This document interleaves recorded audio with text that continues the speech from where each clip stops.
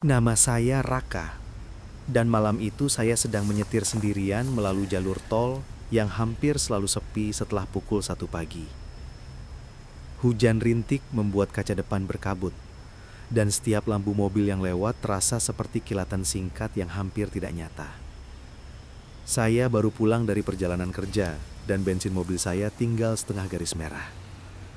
Ketika papan penunjuk menunjukkan ada pom bensin di KM 77, saya merasa lega karena perjalanan berikutnya masih jauh.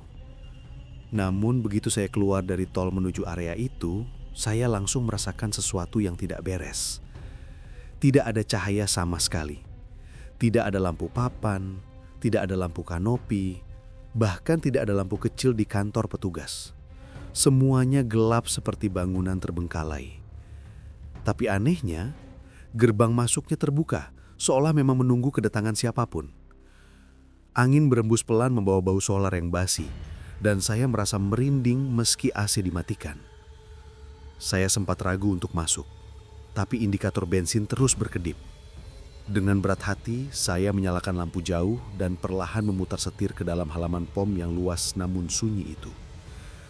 Saat mobil saya berhenti tepat di samping dispenser nomor 3, saya melihat sesuatu bergerak sangat pelan di balik kaca kantor petugas yang gelap total. Bentuknya seperti siluet seseorang yang membungkuk, seolah sedang menunggu saya sejak lama. Jantung saya langsung berdetak lebih keras. Di tengah kegelisahan itu, saya juga merasa udara di sekitar tiba-tiba menjadi lebih dingin, seperti ada sesuatu yang bergerak mendekati mobil saya dari arah yang tidak terlihat dan membuat nafas saya semakin berat. Saya tetap duduk di dalam mobil, memandangi bayangan itu, sambil mencoba menenangkan diri.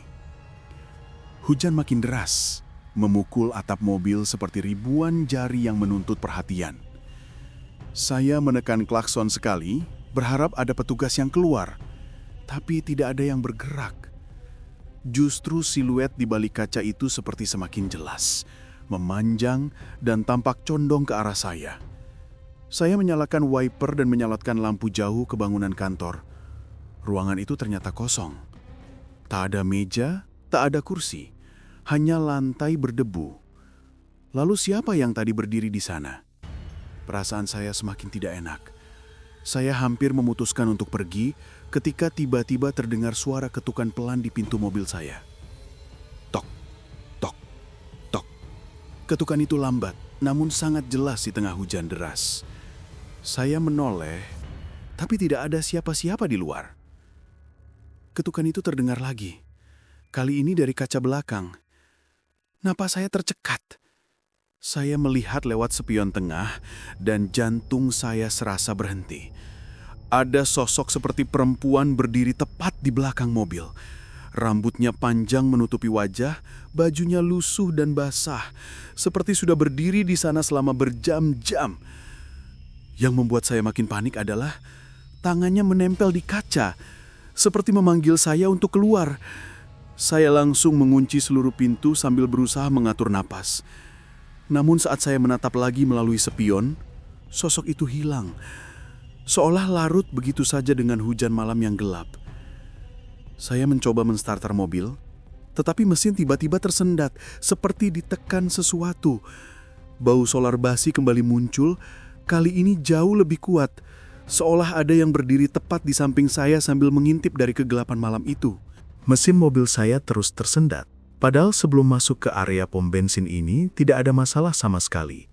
Saya menekan pedal gas pelan, tetapi mesin hanya menggeram lirih, seperti sedang dicekik oleh sesuatu yang tidak terlihat. Hujan semakin deras, seolah mencoba menenggelamkan seluruh suara lain di sekitar saya. Dalam kepanikan, saya kembali menatap kaca kantor petugas yang gelap. Meski tidak ada lampu, saya merasa seperti sedang diawasi dari balik kegelapan pekat itu. Ada tekanan aneh di dada saya, membuat saya sulit bernapas. Saat saya hendak mencoba menghidupkan mesin sekali lagi, tiba-tiba terdengar suara gesekan keras di sisi kiri mobil, seperti kuku panjang yang menyeret sepanjang bodi kendaraan. Saya spontan menoleh, dan dalam cahaya redup lampu mobil, saya melihat bayangan hitam merayap di lantai basah. Bentuknya tak jelas, tetapi bergerak cepat, seperti seekor binatang luka yang sedang mencari mangsa. Saya langsung memejamkan mata sejenak sambil menggenggam setir kuat-kuat. Ketika saya membuka mata kembali, sesuatu membuat bulu kuduk saya berdiri mati-matian. Di dispenser nomor 3, tempat saya berhenti, selang bensin tiba-tiba terangkat sendiri. Ujung selangnya menggantung di udara, bergerak pelan seperti ada tangan tak terlihat yang sedang memainkannya. Lalu terdengar suara perempuan berbisik dari arah selang itu. Pelan, serak, dan putus-putus. "Jangan pergi." Selang kemudian terjatuh keras ke lantai. Percikan air hujan memantul ke segala arah. Saya langsung mencoba menstarter mobil lagi, dan mesin akhirnya hidup. Tapi suara bisikan itu belum berhenti. Justru terdengar semakin dekat, seolah berada tepat di belakang telinga saya di dalam kabin mobil. Bisikan itu begitu dekat, hingga saya bisa merasakan hembusannya di kulit leher saya. Padahal saya tahu, tidak ada siapapun di dalam mobil ini selain saya. Saya refleks menoleh cepat ke belakang, tapi kursi belakang kosong, gelap, hanya terlihat kilatan hujan di kaca. Namun telinga saya masih terasa panas, seperti benar-benar ada seseorang yang baru saja membisik di sana. Jantung saya berdetak begitu keras hingga terdengar di kepala. Saya segera memindahkan persneling ke posisi mundur, berniat keluar dari tempat ini secepat mungkin. Tapi, begitu saya menekan gas, mobil saya tidak bergerak. Mesin hidup, roda berputar, tapi mobil seperti tertahan oleh sesuatu yang sangat berat di bagian belakang. Seolah ada kaki-kaki yang mencengkeram ban. Saya merinding setengah mati. Saya mencoba maju. Sama saja, mobil saya seakan terjebak di tengah kegelapan pom bensin ini. Tiba-tiba, seluruh lampu mobil saya mati bersamaan. Semua. Dalam sekejap, saya terjebak dalam gelap total. Hanya suara hujan yang menghantam atap dan napas saya sendiri yang semakin tidak teratur. Lalu dari belakang, saya mendengar bunyi pintu mobil saya dicoba dibuka. Perlahan, pelan, tapi jelas. Klik, klik, suara handle pintu ditarik dari luar. Saya menahan napas.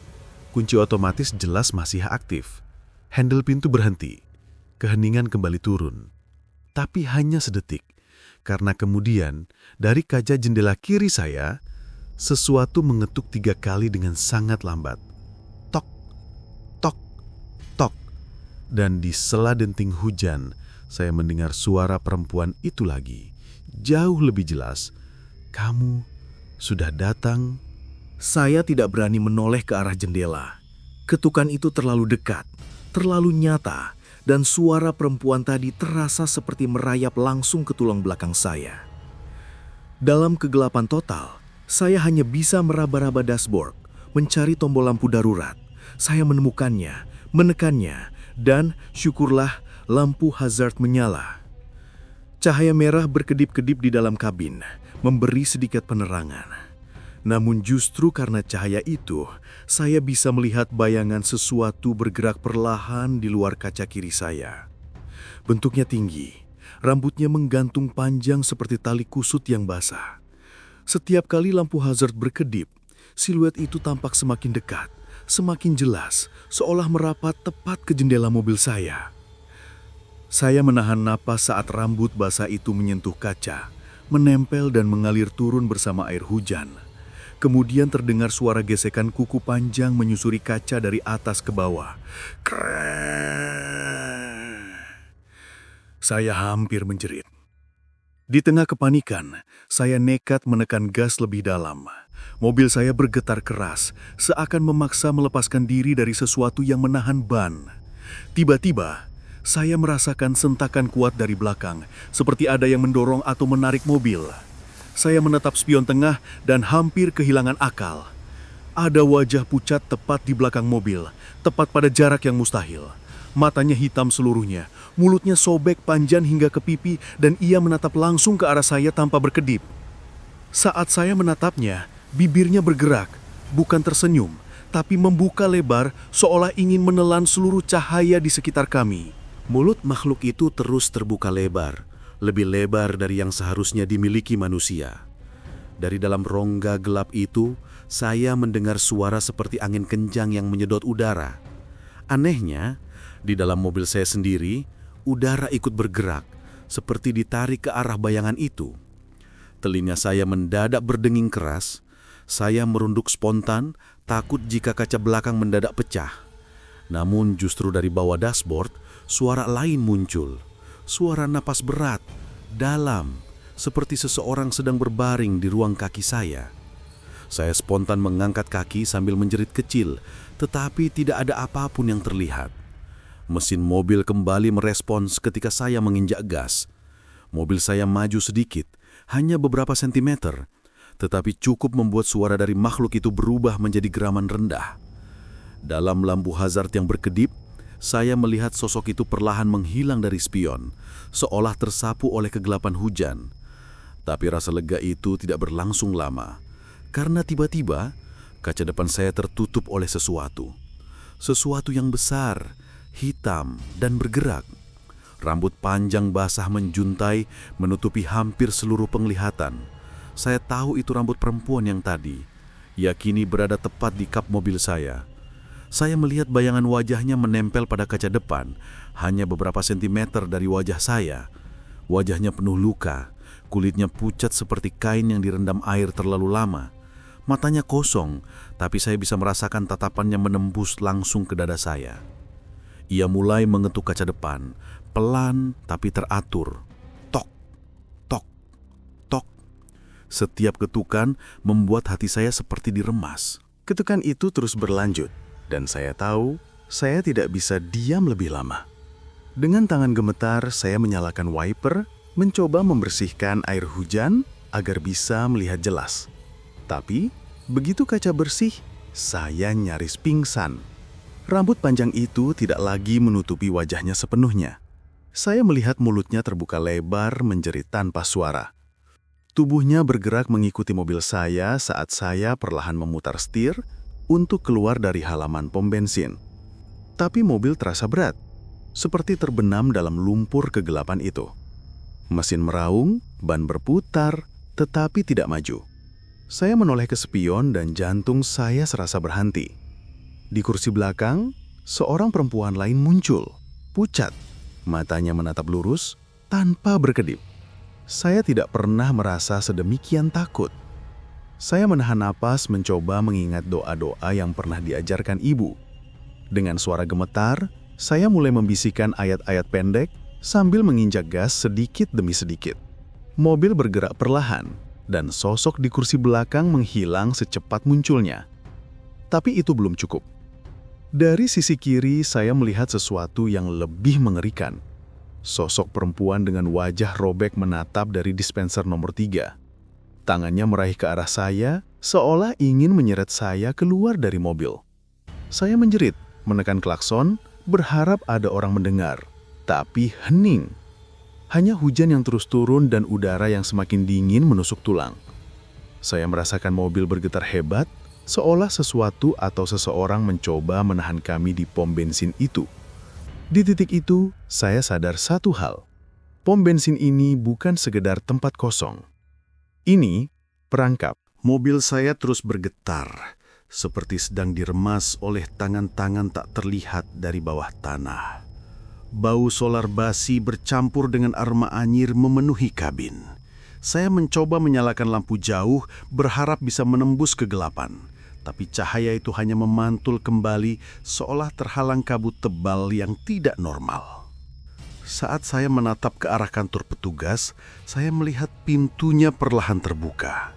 Tidak ada angin, tidak ada suara, tapi pintu itu bergeser sendiri, menguak sedikit demi sedikit seperti mengundang saya untuk masuk. Dari dalamnya terdengar suara langkah kaki kecil. Tap, tap, tap. Pelan namun ritmenya sangat jelas. Seolah sesuatu berjalan ke arah saya. Tiba-tiba, dari bawah mobil terdengar suara gesekan seperti kuku-kuku panjang menyeret aspal. Bunyi itu mengitari mobil saya, membuat kaki saya lemas. Lalu entah dari mana, radio mobil saya menyala sendiri. Tidak ada musik, tidak ada siaran, hanya suara nafas berat, dalam, nyaken. Saya buru-buru mematikan radio, tapi tombolnya tidak merespons. suara napas itu justru semakin dekat sampai terdengar seperti berasal dari jok di sebelah saya. Saya melirik perlahan dan saya melihat lekukan kursi penumpang berubah, turun sedikit, seperti ada seseorang yang duduk di sana tanpa bentuk. Detak jantung saya hampir pecah. Saya kembali injak gas sekeras mungkin. Mesin meraung, roda berdecit, dan kali ini mobil benar-benar bergerak maju. Hanya beberapa meter, tapi cukup membuat saya merasa sedikit bebas. Namun tepat saat saya keluar dari bayangan kanopi, sesuatu menabrak sisi kiri mobil dengan keras. Blag! Mobil saya hampir terbalik. Saya menoleh dan melihatnya berdiri di sana. Bukan satu, ada 3 sosok.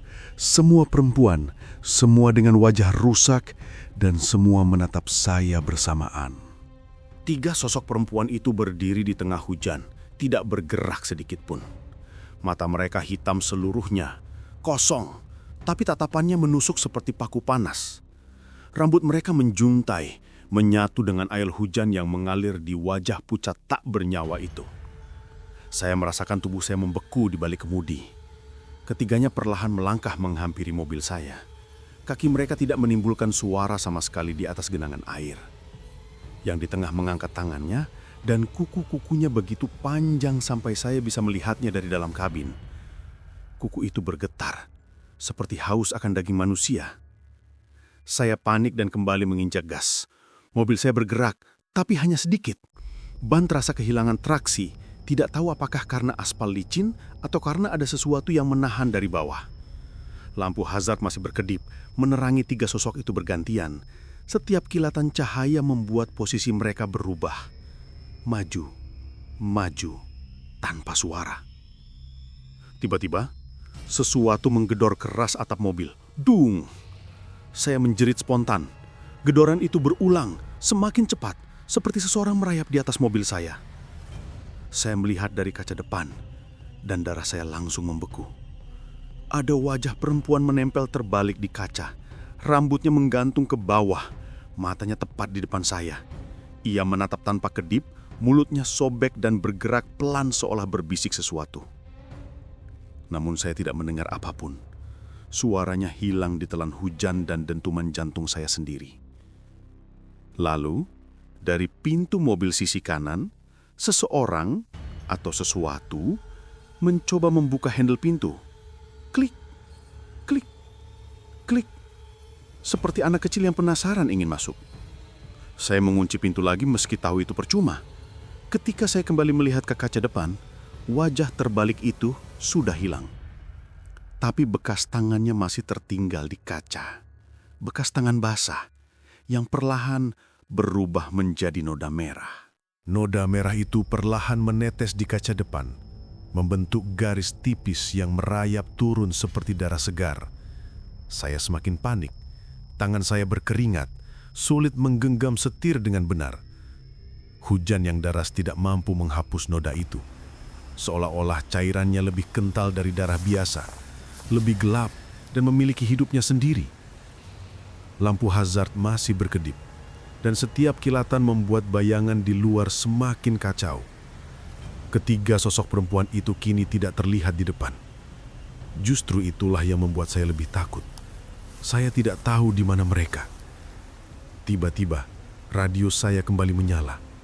Kali ini bukan napas, melainkan suara wanita berbisik serak. KM 77, jangan tinggalkan kami. Suaranya mengerang panjang, seperti berasal dari sumur gelap yang tidak memiliki dasar. Saya mencoba mematikan radio, namun suaranya malah semakin keras, menusuk telinga dan membuat kepala saya berdenyut. Tiba-tiba, seluruh kaca mobil saya berembun dari dalam, seperti ada makhluk-makhluk tak terlihat yang menghembuskan napas ke setiap sudut. Lalu perlahan muncul tulisan jari di kaca depan. Huruf demi huruf terbentuk dengan goresan samar. Tinggal di sini. Saya kehilangan kendali atas nafas saya sendiri. Saya menginjak gas sekuat tenaga. Mesin meraung panjang, ban berputar liar, dan kali ini mobil saya melompat maju beberapa meter, cukup untuk menjauh dari kanopi pom bensin. Tapi saat saya menoleh ke spion tengah, saya langsung menjerit. Semua kursi belakang penuh oleh perempuan-perempuan itu. Duduk berjajar, basah, kepala miring, menatap ke depan, menatap langsung ke saya. Dan salah satu dari mereka perlahan tersenyum. Senyuman itu bukan senyuman manusia.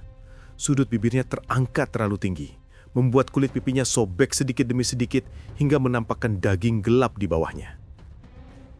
Saya tercekat. Tangan saya gemetar begitu keras hingga setir hampir terlepas. Cahaya hazard yang berkedip-kedip menerangi wajah mereka secara bergantian. Kosong, pucat, basah, dan semuanya menatap saya dengan tatapan lapar yang tidak bisa dijelaskan. Rasanya seperti seluruh udara di dalam mobil tersedot keluar. Saya mencoba tidak menatap melalui spion, tetapi mata saya berkedut-kedut, seolah ada yang memaksa saya untuk melihat. Tiba-tiba salah satu dari mereka mengangkat tangannya, menunjuk ke tengkuk saya. Gerakan lambat, tegang, dan akurat. Dalam sekejap, saya merasakan nafas dingin tepat di belakang leher saya. Sangat dekat, terlalu dekat. Saya membeku. Saya tahu ada sesuatu atau seseorang yang kini duduk tepat di belakang kursi pengemudi. Nafasnya berat, basah, seperti paru-parunya penuh air. Ketika saya memberanikan diri menoleh sedikit saja, hanya sedikit, saya melihat jari-jari pucat merayap ke sandaran kursi saya.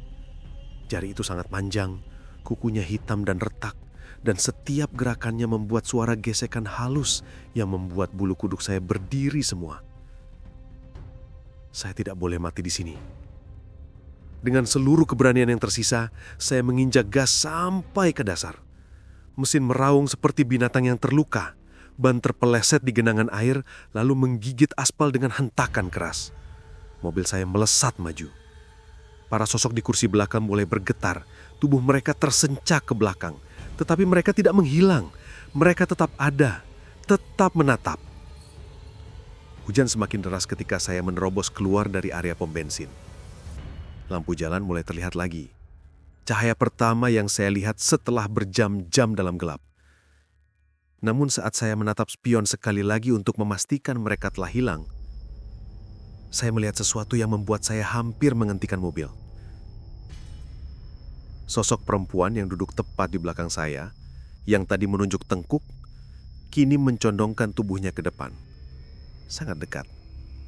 Bibirnya hampir menyentuh telinga saya. Dan kali ini, saya mendengar jelas apa yang dia bisikan.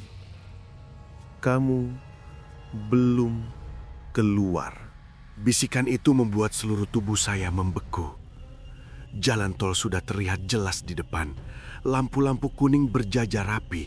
Mobil-mobil lain melintas seperti biasa. Seharusnya saya sudah aman. Tapi ketika saya kembali menatap ke depan, pandangan saya mendadak kabur. Seluruh kaca depan mengembun lagi, lebih tebal dari sebelumnya, seolah ada puluhan napas dingin yang menutupi semuanya dari dalam kabin. Saya mengusap kaca dengan lenganku, tapi embunnya kembali muncul dalam hitungan detik. Di tengah kabut itu, samar-samar saya melihat tulisan jari yang perlahan terbentuk. Belum. Saya menjerit dan menekan gas. Mobil melesat liar di jalan tol, hampir kehilangan kendali. Angin luar menghempas kuat, tapi di dalam mobil semakin dingin. Saya bisa merasakan kursi belakang bergerak, perlahan, berderak, seperti ada yang bergeser mendekat. Saya tidak berani menoleh. Saya hanya fokus pada jalan, pada lampu-lampu mobil lain, pada apapun yang bisa memberi saya sedikit rasa normal. Tapi rasa itu tidak datang, karena ketika saya melewati papan petunjuk jalan berwarna hijau, saya melihat tulisannya. Dan dunia seperti berhenti. KM 77. Saya menatapnya lama. Tidak mungkin. Saya baru keluar dari area itu. Saya sudah jauh, tapi angka itu tidak berubah. Saya melewati papan berikutnya. KM 77. Saya mulai gemetar.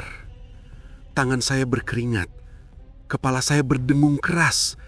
Lalu, ketika saya kembali menatap ke spion tengah, seluruh kursi belakang kosong. Tidak ada siapa-siapa. Seolah semua itu tidak pernah ada. Saya menghela napas panjang. Lega meski masih gemetar.